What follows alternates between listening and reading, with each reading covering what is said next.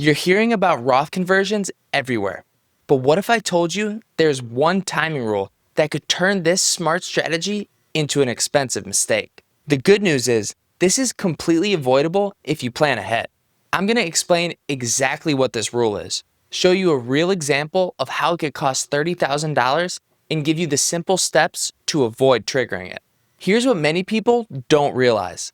Just because you pay taxes to convert money from a traditional IRA to a Roth doesn't mean you can access that money immediately. There's a 5-year waiting period that could cost you 10% if you break it. So what exactly is this rule? Think of it this way. When you convert money to a Roth, the IRS puts a 5-year timer on it. Touch that money before the timer runs out, and you pay a 10% penalty, even though you already paid taxes to convert it. There are only 2 ways to avoid the penalty. Wait 5 years or be 59.5 when you convert. Now, that's just for the converted money itself. Any growth or earnings on that converted money has stricter rules. You need to be 59.5 and wait 5 years. Both requirements, not just one. So if you're 62 and convert 50,000, you can access that 50,000 right away because you're over 59.5. But if it grows to 55,000, you'd have to wait 5 years to touch that 5,000 in growth. The IRS created this rule so people can't just convert money and immediately pull it back out. They want conversions to be for actual retirement planning. The reason this catches so many people is simple. Most people think that once they hit 59.5, all their retirement money becomes penalty free. But even if you're 65 and you convert money today and need some of it next year, you still need to watch out for that 10% penalty. Here's a perfect example of how this rule can cost you $30,000. Let's say you're 55 years old and start doing annual Roth conversions. You convert $75,000 each year for 4 years, paying the taxes as you go.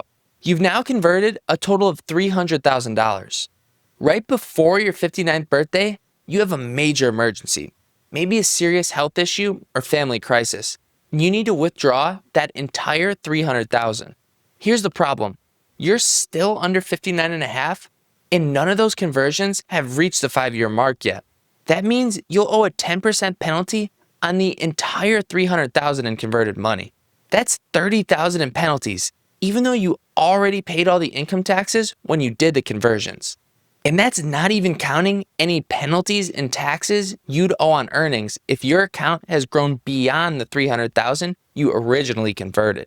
All because you needed the money before you hit 59.5 and before any of your conversions had aged 5 years.